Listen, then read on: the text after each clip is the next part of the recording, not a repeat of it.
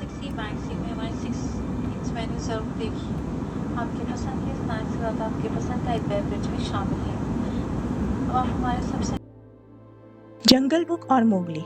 शायद हम सभी ने अपने बचपन में मोगली और शेर खां की खूब सारी किस्से कहानियां देखी हैं और सुनी हैं। उसी मोगली की दुनिया जंगल बुक के जंगल जाने के लिए आज मैं पहुंच गई हूँ नागपुर।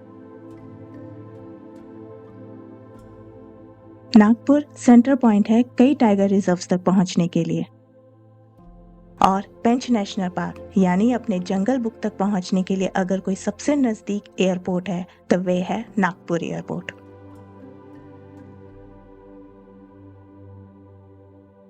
इस जर्नी की शुरुआत में ही लग रहा है कि ये जंगल का सफर तो कुछ हटके होने वाला है।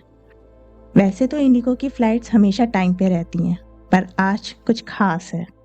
आज ये पूरे 2.5 घंटे लेट है और इसलिए अब मुझे भागना होगा।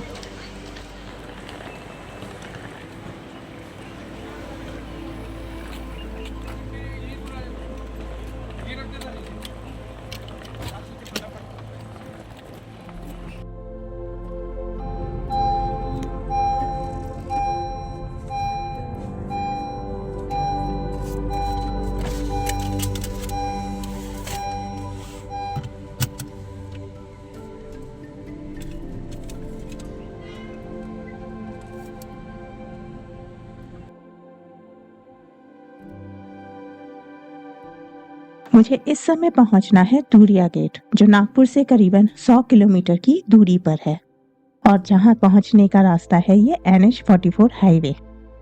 इस हाईवे के बारे में तो शायद आप सबको पता ही होगा। ये हमारे भारत का सबसे लंबा हाईवे है। इसे श्रीनगर कन्याकुमारी हाईवे भी कहते हैं। पर इस हाईवे की सबसे अच्छी चीज पता है क्या है? यहाँ बनाए गए एनिमल कॉरिडोर्स। यहाँ करीबन 9 ऐसे कॉरिडोर्स बनाए गए हैं।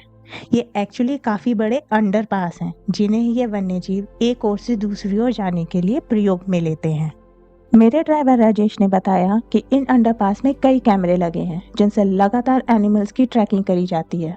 पर आज मेरे पास फिलहाल इस समय इन अंडरपास को रुककर देखने का समय बिल्कुल नहीं है। यहाँ जब दोबारा आऊंगी तब इन अंडरपास को अपने कैमरे में जरूर कैद करूंगी, पर आज वो दिन नहीं है। इस समय हमें जल्द से जल्द रिसोर्ट पहुंचना है। सो फाइनली महाराष्ट्र क्रॉस कर हम पहुंच चुके हैं मध्य प्रदेश, यानी अपने पेंच नेशनल पार्क।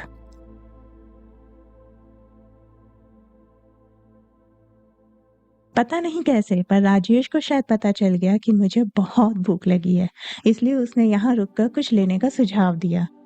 पर मैं ऑलरेडी लेट हूँ और दोपहर की सफारी का समय भी हो रहा है, इसलिए हम बिना रुके आगे बढ़ गए।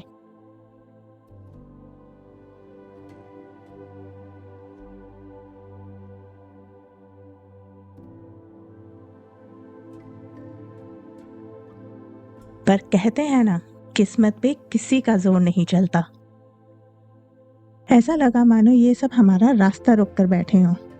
एक तरफ तो मन में एक्साइटमेंट थी, लगा जैसे ये हमारा स्वागत कर रहे हैं, तो वहीं दूसरी ओर ऐसा लग रहा था कि कहीं ये कोई संकेत तो नहीं है, आज ही सारी रुकावटें क्यों आई हैं।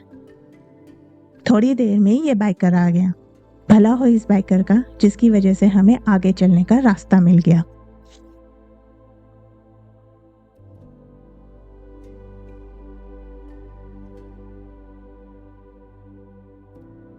ये रास्ता बफर जोन से होके जाता है। इसी रास्ते पे आगे कई छोटे बड़े रिसॉर्ट्स हैं, और उन्हीं में से एक में हम भी जा रहे हैं।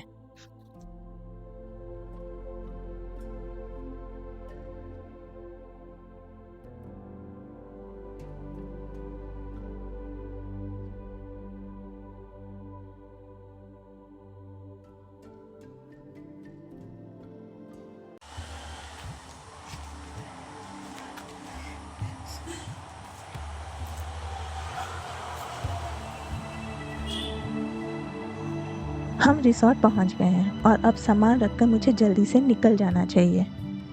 पर रिसॉर्ट में एंटर किया तो ऐसा लगा मानो जंगल में रहने आ गए हों। ये एक बड़े रिसॉर्ट और एक होम स्टे के बीच का है। इकोनॉमिकल भी है और बहुत खुला भी। हर फैसिलिटी यहाँ अवेलेबल है और चारों तरफ काफ़ी हरियाली है। चिड़ियों की आवाज़ हर तरफ से आ रही है।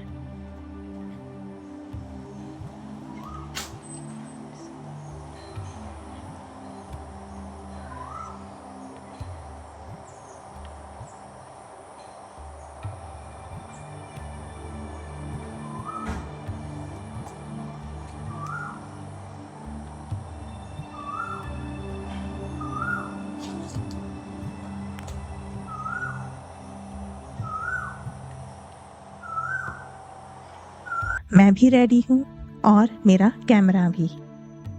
अब हम निकल गए हैं तुरिया गेट की ओर। इस रास्ते पे कई गांव हैं, जिनमें से कुछ तो पहले जंगल के अंदर आते थे और गवर्नमेंट ने अब उन्हें बाहर शिफ्ट किया है।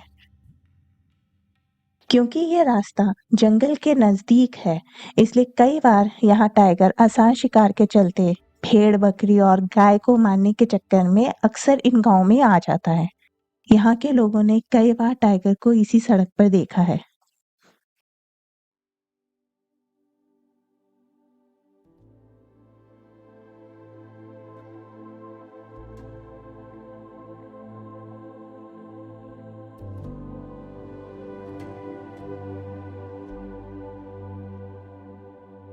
ये तुरिया जोन में अंदर जाने का एंट्री गेट है, जहाँ से परमिट्स लिए जाते हैं। आज अच्छी खासी गर्मी है। उम्मीद है गर्मी के चलते शायद हमें टाइगर किसी न किसी वाटर बॉडी के आसपास दिख जाए।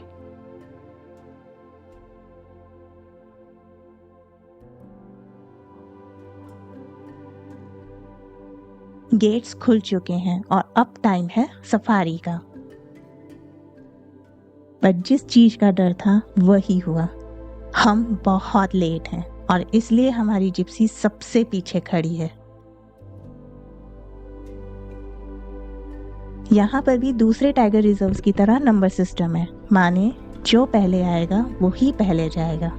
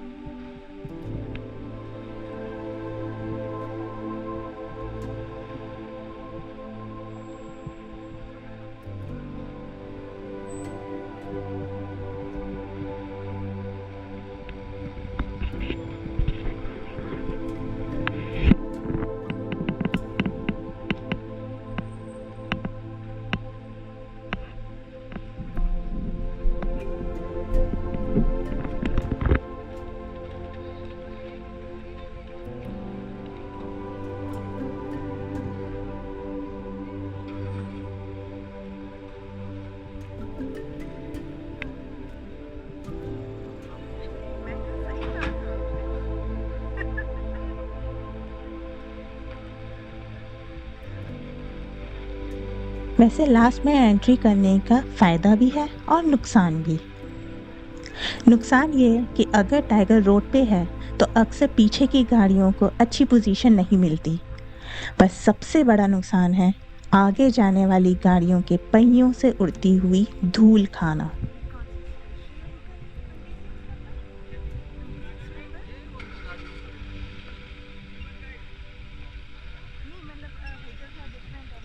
अच्छा वो फोर्थ है। अच्छा फोर्स यहाँ शुरू कर दी है। हाँ फोर्थ से पिछले 2 साल से चल रहा है। सही है इसका नहीं, फोर व्हील ड्राइव नहीं है एंड दूसरी चीज़ ये है कि आवाज़ करती है, डीजल व्हीकल है ये तो।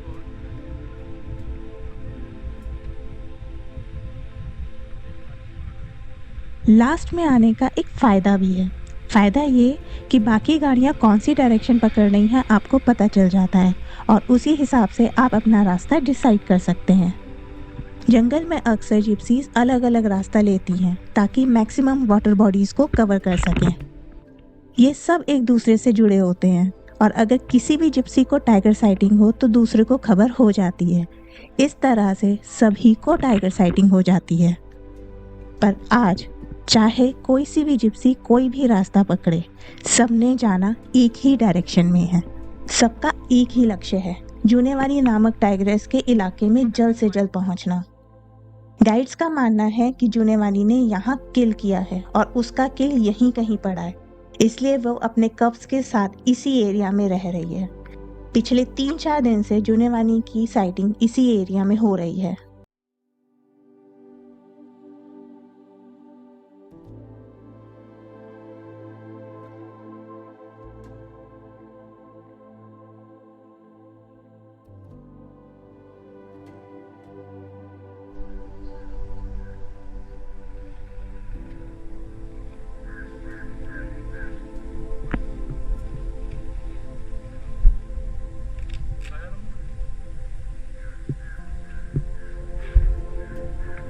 यहाँ एक तालाब है। ये एक नेचुरल वाटर बॉडी है और यूनेवानी अक्सर इधर से निकलकर आती है।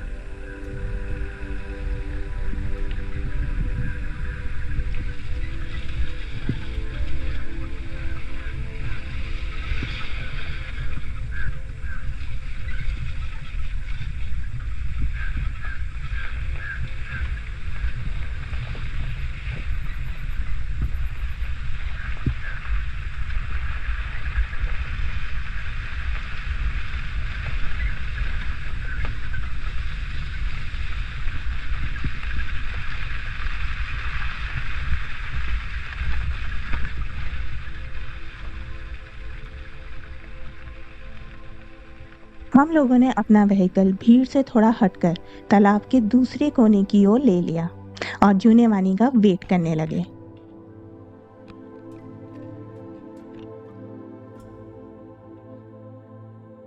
यहाँ हमारी शिकारन जूनेवानी का तो पता नहीं, पर एक दूसरा शिकारी जरूर मिल गया।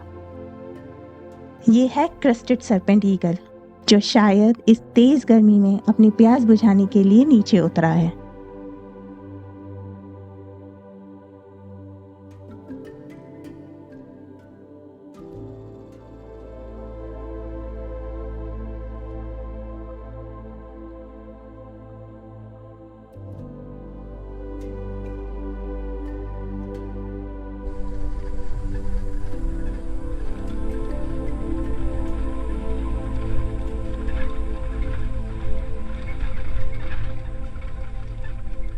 गर्मी बढ़ रही है और इसलिए थोड़ा वेट करके हम लोग दूसरे टाइगर्स की टेरिटरी और वाटर बॉडीज को चेक करने के लिए निकल गए।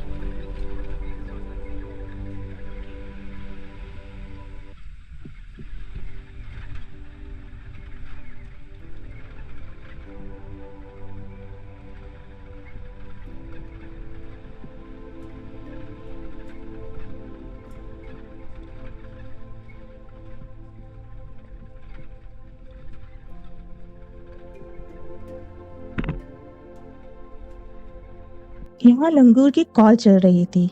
चलते व्हीकल में अलार्म कॉल्स को सुनना मुश्किल होता है, इसलिए हम यहाँ रुककर कॉल की डायरेक्शन समझने की कोशिश कर रहे हैं।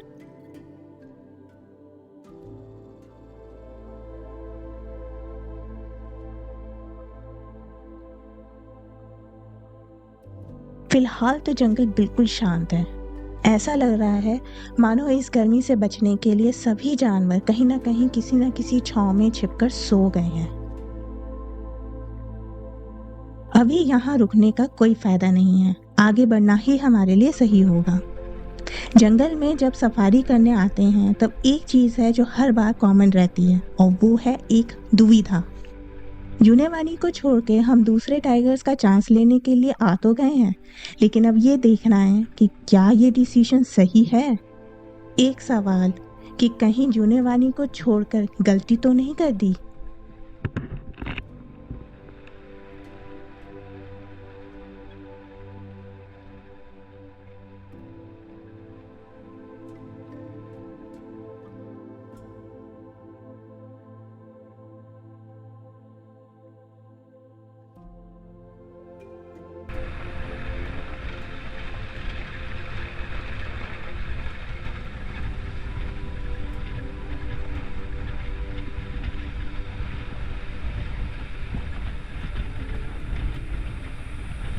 हमने जंगल के कई हिस्से छांट मारे, पर कोई अलार्म कॉल नहीं है, किसी तरह की कोई हलचल नहीं है। थोड़ा आगे बढ़े तो ये स्पॉटेड डियर यानी चीतल का एक बड़ा सा झुंड मिल गया। पेंच के तुरिया जोन में डियर पॉपुलेशन काफ़ी है और इसलिए यहाँ अक्सर घास की कमी हो जाती है। घास उगाने के लिए यहाँ पे बैरिकेड्स लगाए जाते हैं। पीछे आपने देखा होगा हरे रंग के बैरिकेड्स लगे हुए थे। अब जहाँ स्पॉटेड डियर होंगे वहाँ लंगूर ना हो, ऐसा कैसे हो सकता है। हमें ये लंगूर गीली मिट्टी खाता हुआ दिखाई दिया। ये गीली मिट्टी असल में एक चट्टानी मिट्टी है जो सोडियम और कैल्शियम से भरपूर है। और इसे अक्सर जानवर खाते हैं अपने मिनरल्स की कमी को दूर करने के लिए। मैं इसे फिल्मा ही रही थी कि अचानक चिड़ियों की आवाज़ से ये चौंक गया। दूसरी तरफ देखा तो स्पॉटेड डियर्स भी वहाँ से भाग चुके थे। पहली बार ऐसा हुआ कि चिड़ियों की आवाज़ ने कोई संकेत दिया हो। वहीं दूसरी तरफ ये गौर भी कुछ अलर्ट सा दिखाई दे रहा है। इन सांबा को तो देखो, ये सांबा को देख के यकीन हो गया कि यहाँ कुछ ना कुछ जरूर है। यहाँ कोई अलार्म कॉल नहीं है, पर ये सांबा एक्सट्रीमली अलर्ट है। इन्हें देख के लग रहा है कि शायद ये टाइगर को देख रहे हैं।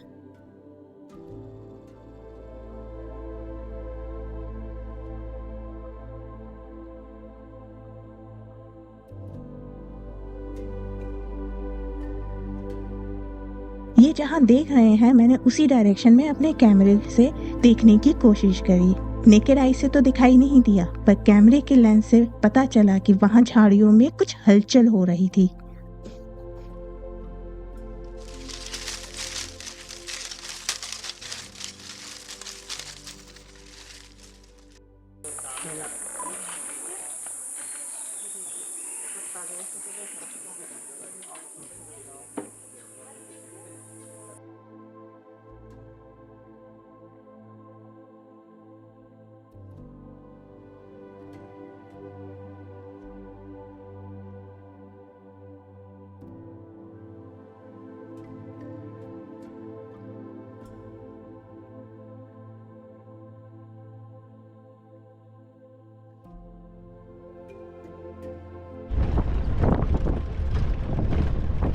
बेंच की पहली सफारी का पहला लेपर्ड। हम बहुत खुश थे। हालांकि टाइगर का चांस नहीं बना, पर इस सफर की शुरुआत अच्छी रही।